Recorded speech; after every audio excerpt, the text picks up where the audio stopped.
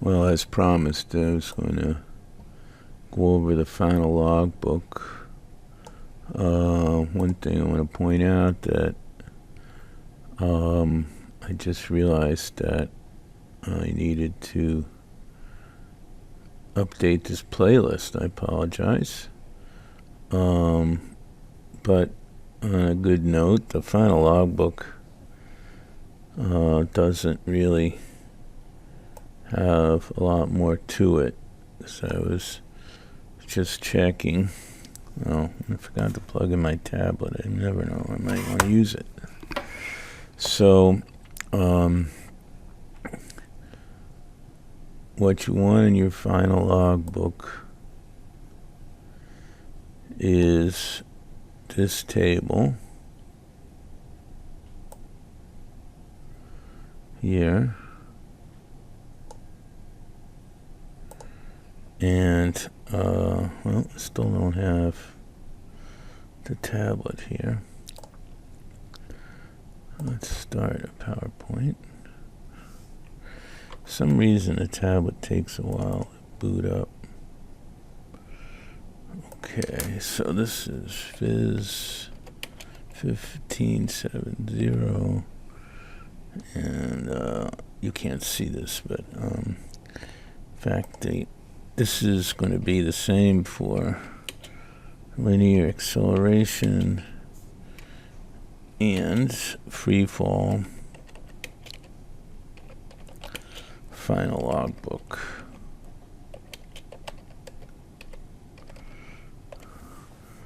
Okay, and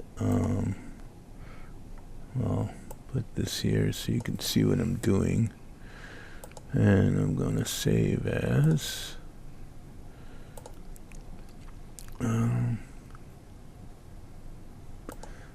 Cal State 1570. Here we go. And yep.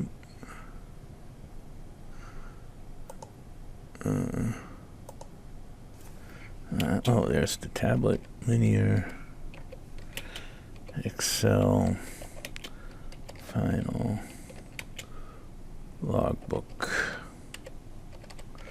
Well, let's see. Linear Excel and free fall final logbook. Okay, great. So, new slide. And let's, layout is blank. Okay, so as I said, first thing you want is this table. And, copy. And there we go. And let's just make ourselves a new one here. And, so let's just, I'm going to paste this as a picture. And so,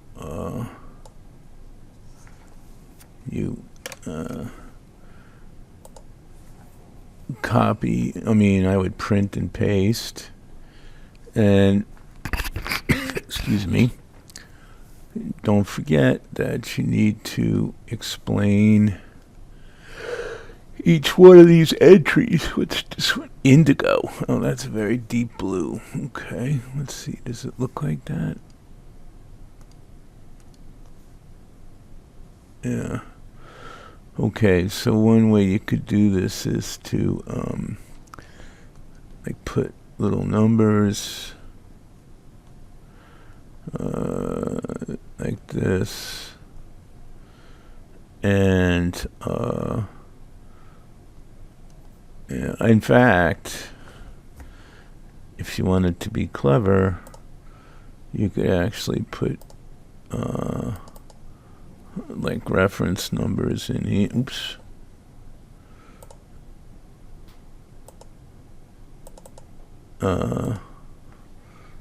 Like, I don't know, a number here, somehow label it column 1 or something like that, or 1 dot number 2 and put the 1 above. I just thought of that. But in any event, you want to explain each column. Now, we've done fits before, so you could refer to a page number in a previous page number for explanation. Okay. And I remind you that the chi-square is we use to get the best fit, and we use it for the plus minus on the best fit. Okay. All right, then what else do we need then? So then we have our fit table. I suppose we can just do this. Copy. Oh, I did this anyway. Duplicate. So we'll paste it as a picture again. And so in this case, this is the sigma chi-squared plus 1 value of slope. But I don't think it's, you probably want to again label this some, either continue the number or F1 for the fit parameter table, and say F1, this is what I wrote up there, the sigma chi-square, the sum of the chi-square plus 1 value, and that's how we get the plus minus, and we only have a 0.26% difference. And not surprisingly, error. And not surprisingly, it's the same for when we convert this into the value of G, it's the same percent error. Now, the key here is that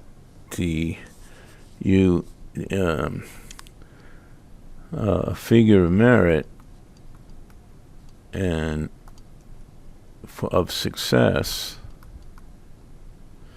is that the percent difference is less than the percent error. And unfortunately, in this case, it's not there because the difference is greater than the error on the number we measured. So that means we did something wrong. What could be? Well, there could be air resistance that, if the measure G is larger, then that's a tough one. It could be that we skipped a dot. I don't know. I don't expect the measure G to be larger. So anyways, make sure you explain the entries.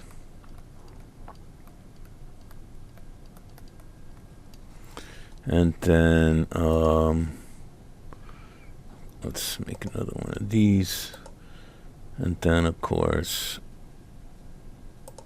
at the end of the day is this graph is not in an acceptable form.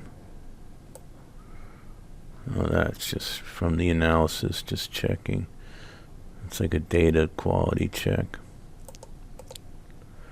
So let's copy that. And so we need to put this in there. So right off the bat, nota bene, this graph is not so great. So don't forget, you need an axis title. You probably want to make this look nicer. And so this is T, and this is V, and my seconds and meters per second. And then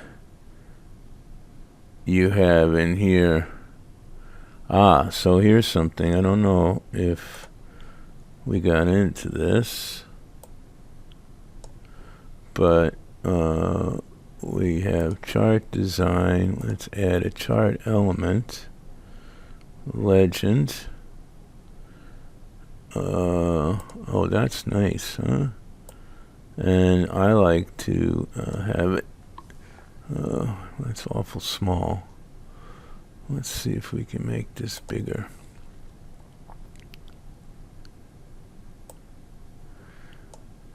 And notice that, come on. You can adjust some of these things from here. And let's see, can we format it at the same time? No, it doesn't look like it. We have to do it here. Number. So number, I think 1 decimal place is okay. Oops. 1. There we go. Anyways, so now here is the,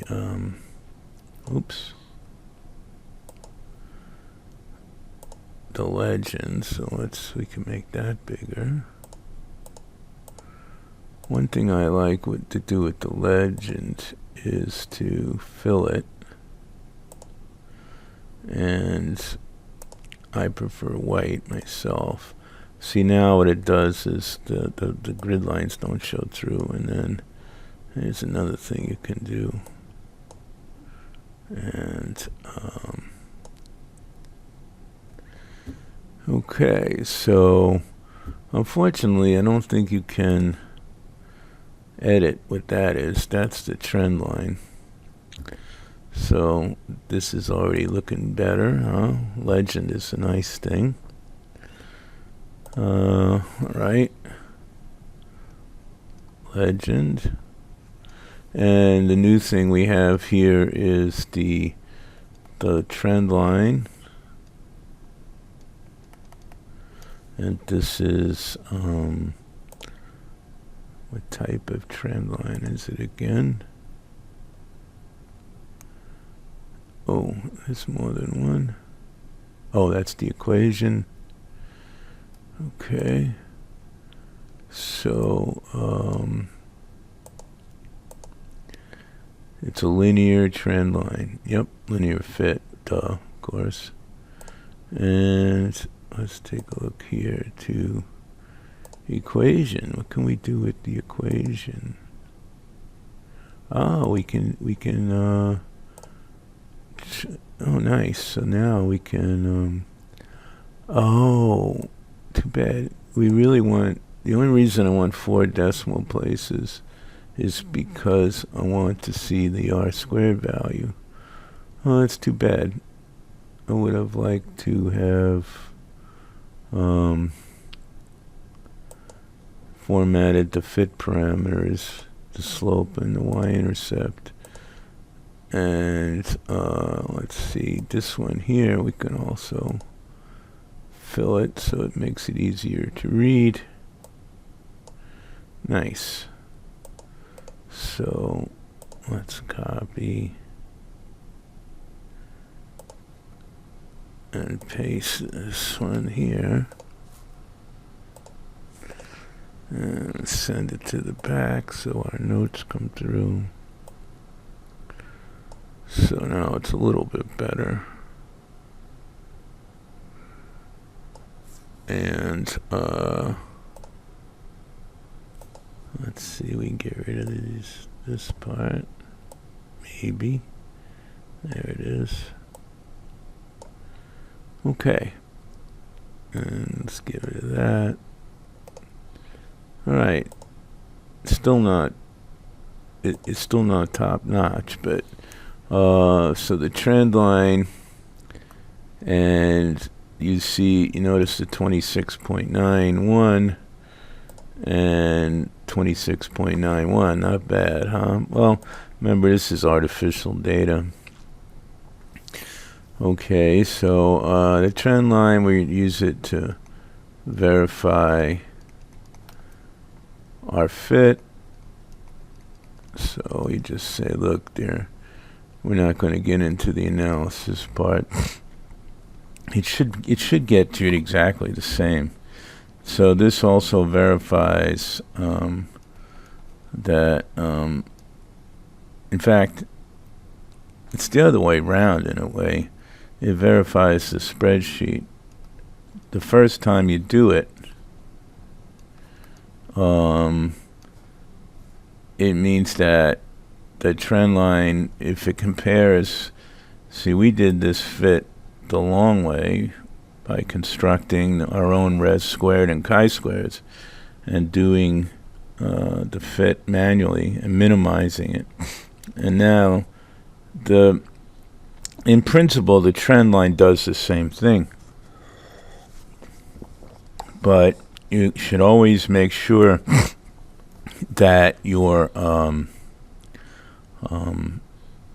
spreadsheet is doing, or whatever tool you use is doing what you think it's doing. And then remember that r squared greater than 0.9000 is very good. And we just do that without proof. If you guys quote something like this, then for your intended fields of employment, that's good enough. You're not expected.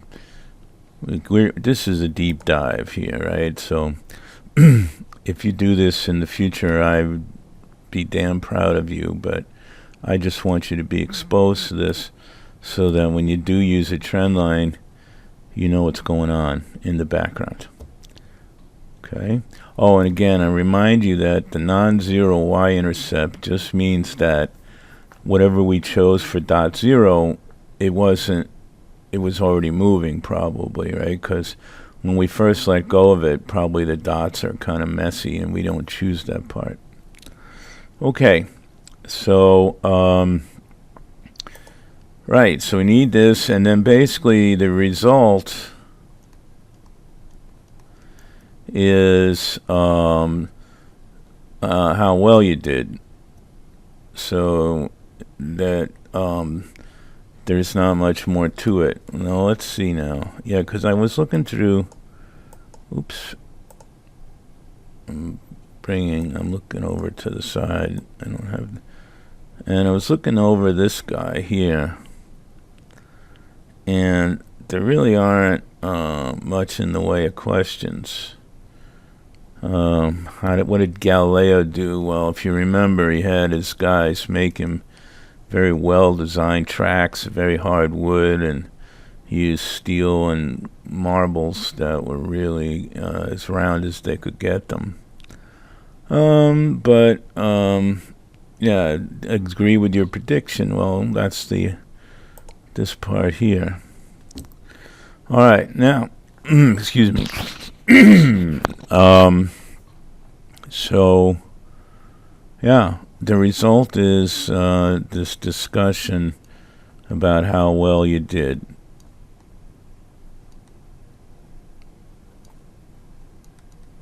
All right, and And of course, the analysis is the tables.